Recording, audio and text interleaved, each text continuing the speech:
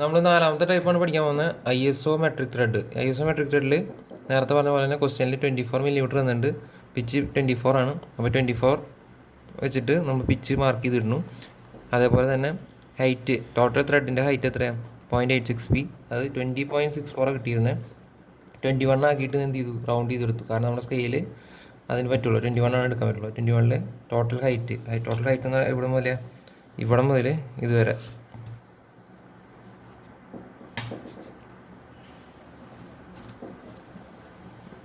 ഇവിടെ മുതൽ ഈ ലൈൻ വരെയാണ് 21 മില്ലിമീറ്റർ, അതായത് H. ഇനി ഈ ഒരു ത്രെഡിൻ്റെ പ്രത്യേകത എന്ന് പറഞ്ഞാൽ ത്രെഡിൻ്റെ റൂട്ടിലൂടെ പോകുന്ന ഭാഗം അല്ലെങ്കിൽ റൂട്ട് ഏരിയ എന്ന് പറഞ്ഞത് H/6 ടോപ്പിൽ വരുന്ന ത്രെഡിൻ്റെ ഏരിയ എന്ന് പറഞ്ഞത്, ക്രസ്റ്റിൽ വരുന്ന ഏരിയ എന്ന് പറഞ്ഞാൽ H/8 ആണ്. അതാണ് ഇതിലുള്ളൊരു മെയിൻ വ്യത്യാസം. അതായത് ഇവിടെ വരുന്നത് H/6 ഇവിടെ വരുന്നത് H/8. H നമുക്കറിയാം, H ഇവിടുന്ന് കണ്ടുപിടിച്ചിട്ടുണ്ട്, 21 കണ്ടുപിടിച്ചിട്ടുണ്ട്. അത് കാൽക്കുലേറ്റ് ചെയ്യുക, ഇവിടെ മാർക്ക് ചെയ്തിട്ട് എന്ത് ചെയ്യുക? അളവുകൾ വരച്ചിടുക. അതായത് H/6 എന്ന് പറഞ്ഞാൽ എത്രയാണ്? 3.5 മില്ലിമീറ്റർ. ആ 3.5 മില്ലിമീറ്ററിൽ ഒരു ലൈൻ, അതായത് ഇവിടെ മുതൽ ഇതുവരെ 3.5 മില്ലിമീറ്ററും ഇവിടെ മുതൽ ഇതുവരെ എത്രയാണ്?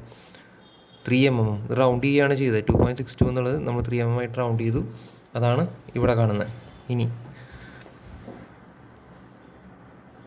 നമ്മൾ ത്രെഡ് വരച്ച് കഴിഞ്ഞു. ഇനി ത്രെഡിൽ നമുക്കറിയാം ഇതിൻ്റെ പ്രത്യേകത, താഴെ വരുന്ന ഏരിയയിൽ റേഡിയസും മുകളിൽ ഫ്ലാറ്റും. അതായത് ഇവിടെ നമ്മൾ സർക്കുലർ കോമ്പസ് വെച്ചിട്ട് റേഡിയസ് വരയ്ക്കുക, ഇവിടെ ഫ്ലാറ്റ്,